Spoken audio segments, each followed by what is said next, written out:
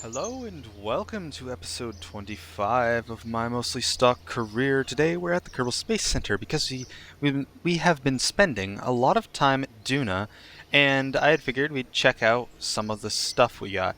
Now we actually have 3.7 million funds, and I was actually going to spend some of that right now because a lot of our buildings aren't even fully upgraded yet. So let's finish upgrading the vehicle assembly building. I was thinking the tracking stations so that we can start looking for asteroids. And I want to say, what else isn't fully upgraded? The astronaut complex, but that one's rather cheap, so why not? Another million for the spaceplane hangar, roughly. And this is of course going to give us access to all of the custom action groups that we want.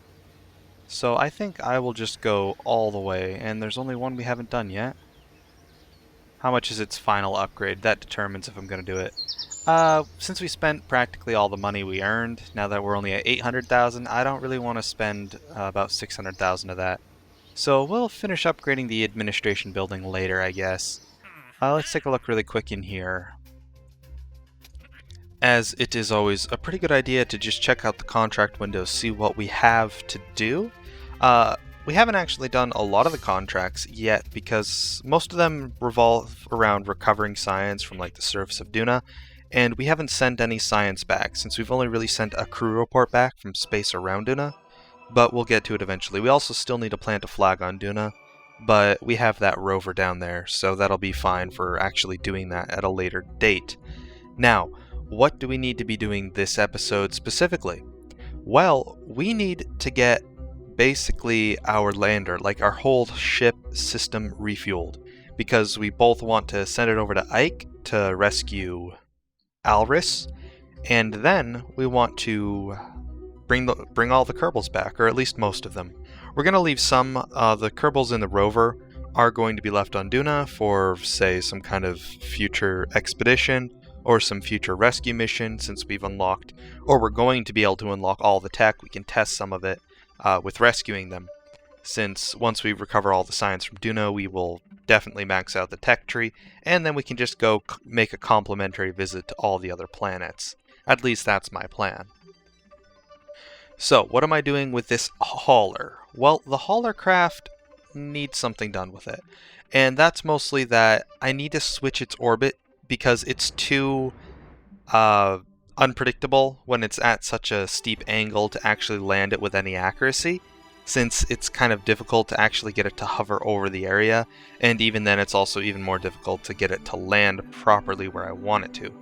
So I figure it has enough fuel in it to change its plane, so I can basically have a nice equatorial orbit that goes over my target, and then I can make some small adjustments before landing, and then as I'm going through the atmosphere to get a better target, and that's what I end up doing. So you can see I have a nice, pretty good equatorial orbit. I mean, it's not perfect, but it's good enough for this case, and I'm just using maneuver nodes to, of course, aim my periapsis a little bit past, since I know wind resistance is going to slow me down, and the periapsis is around, I want to say, 10 to 15 kilometers, so that, of course, I will eventually fall basically on my target, as accurately as I can. Now, it is by design trying to overshoot it a little bit, because if I overshoot it, it's better than undershooting it, since if I'm already facing retrograde, if I overshoot it, I can just fire up the engines to slow down, stop, and then hopefully land close. But if I undershoot it, I have to rotate this whole craft around before I can actually start moving towards the target again. So it's always safer to overshoot when you're doing landings with the atmosphere. If it's on atmosphere-less planet like the moon or Ike or anything that doesn't have an atmosphere, then it doesn't matter if you undershoot it or not, because if you still have horizontal velocity, you can just point directly away from the planet, and that will extend your duration of basically being over the planet. So it'll extend the duration you're flying before landing, and that'll allow you to kind of creep closer to your target. Not always the most fuel efficient, but because you can point straight away from the planet and kind of skid across the surface, it does work out. So I do actually have to turn this thing around. As it turns out, I didn't overshoot it enough, so I ended up undershooting it. But eventually, with a little bit of attempting, I managed to get it pretty close, and then once I'm close enough using the engine, I just kind of pop all the parachutes and hope they'll slow me down in time. And they do slow me down. They do an okay job, but I'm still overshot it by a couple kilometers. Hopefully I'll be able to fix that.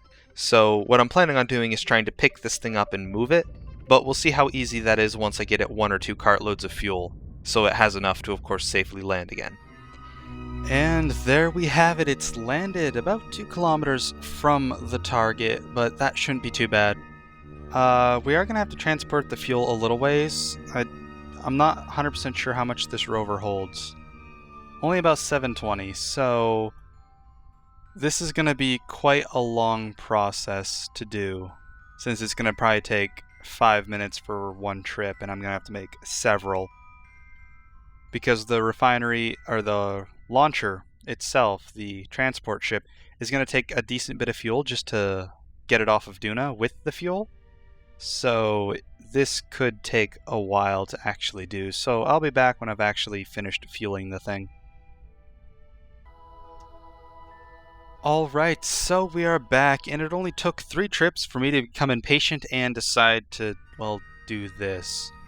So basically it was a lot of very tedious stuff. I rolled the refinery on its side, hooked it up to the back of the rover, and then dragged the whole thing and docked it onto the refueler craft. And I can't actually extend this one because I think it'll break off, either that or it'll push it. I'm not going to try. I don't want to like tip the thing over. Maybe I'll try later. But anyway, I have one drill running, ISRU is running, and we are generating fuel. And actually, it looks like the fuel just stopped. Is this thing full? Oh, it's looking good. It appears to be completely full. Very nice. So, let's see if we can't get that thing moving now.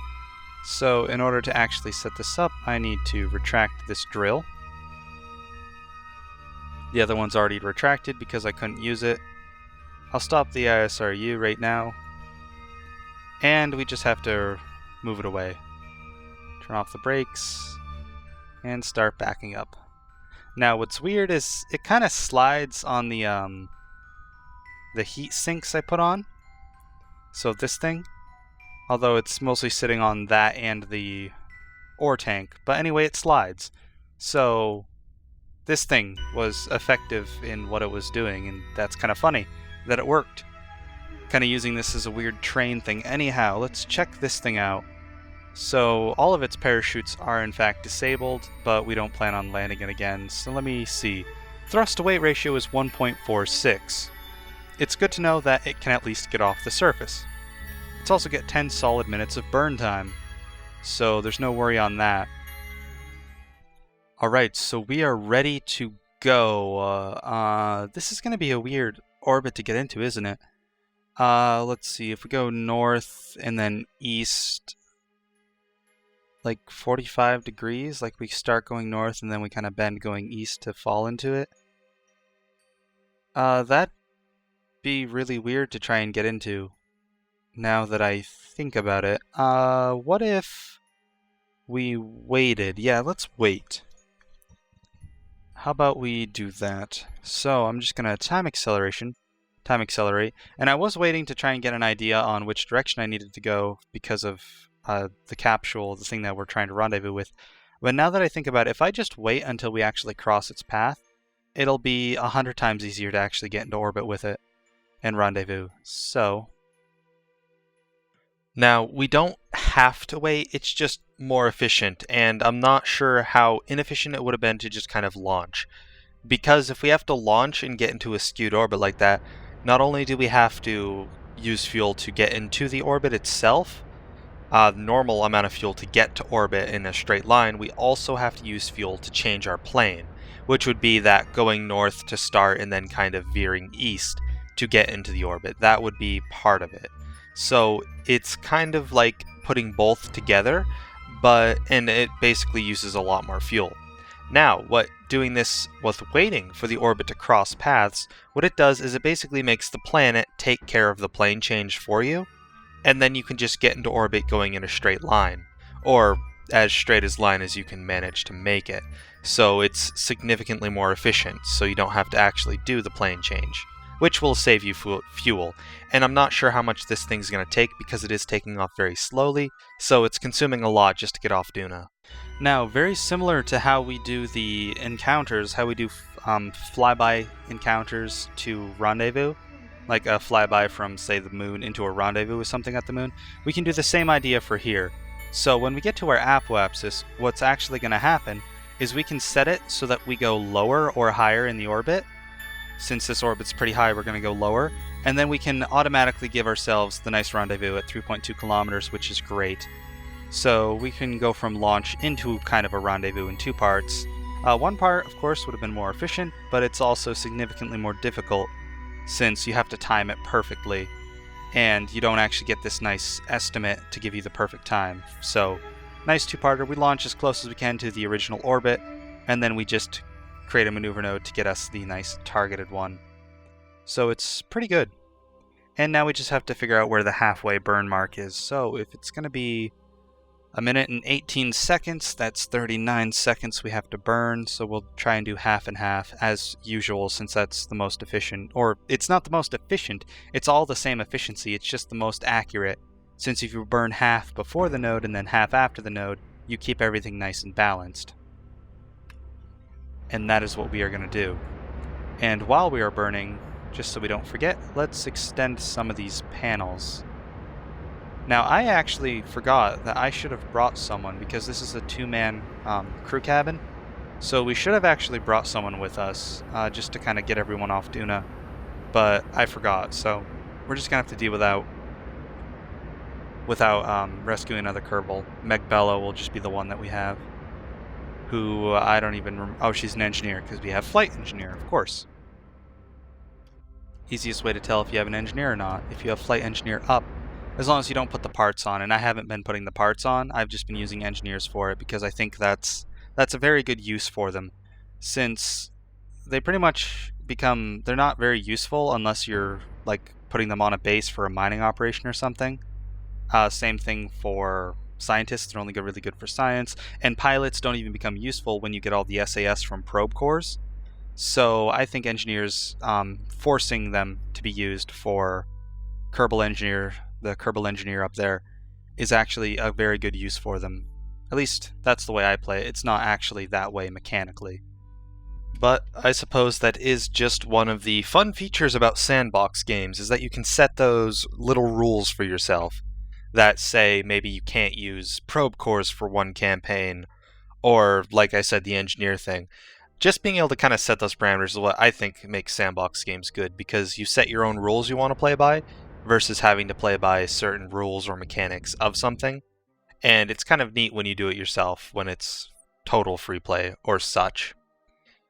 Now, what we're doing here is we are just going to be docking it, and judging by where everything is currently docked, since our lander is on the front, I figured that one of these back nodes would be easier than trying to dodge around a solar panel to actually dock onto one of the front ones.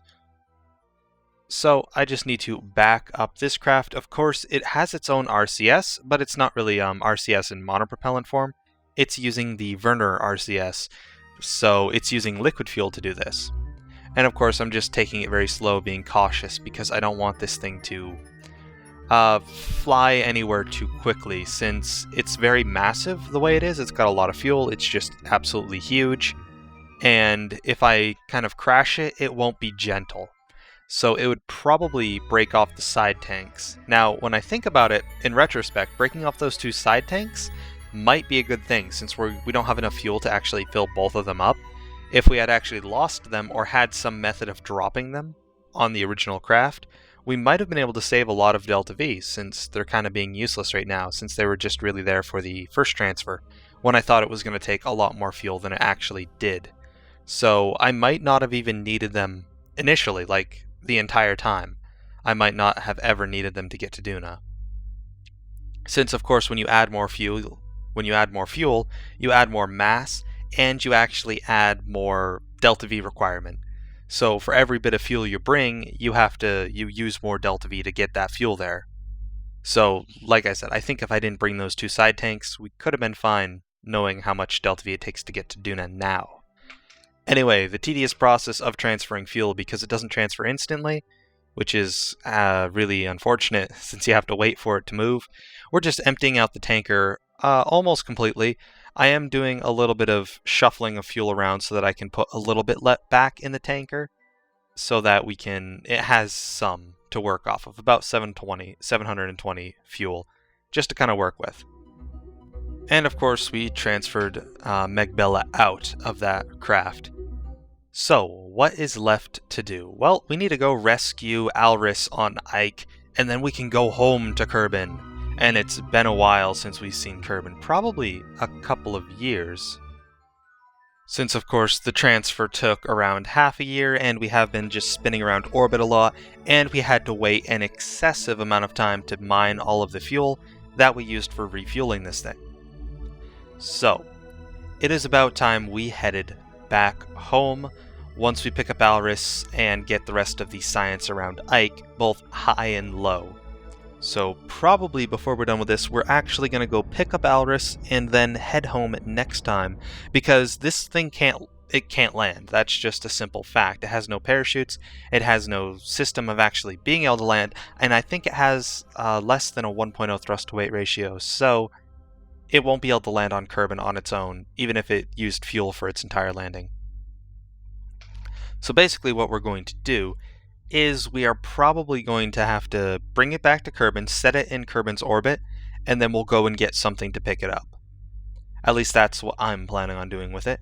And then what I mean by something to pick it up, I mean like a big crew cabin that's going to pick up all of our Kerbals and gather all the science, and that's going to safely land. And we'll leave this in orbit for maybe something else, since it is a pretty good exploration craft.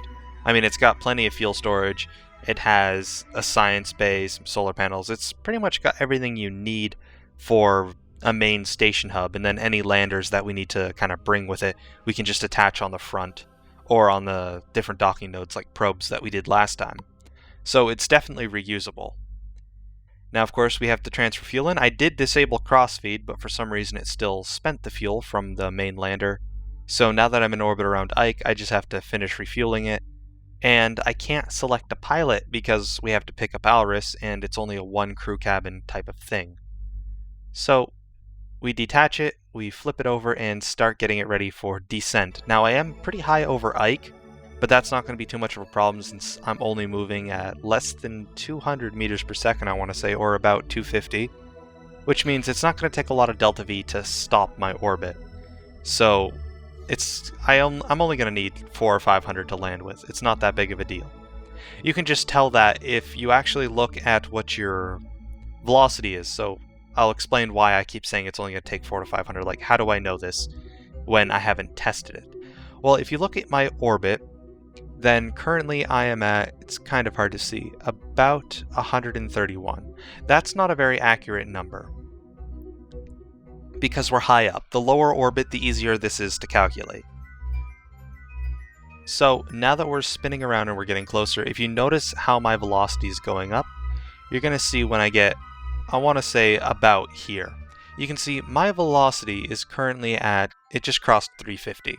So if we're running off 350, in order to stop myself from moving horizontally, since I don't have very much vertical velocity right now, I need to spend 350 meters per second of delta V just to stop. And then the lower I get to the surface of Ike, before I stop that, the less time I have to spend fighting vertical gravity, which is basically what's pulling me toward the planet.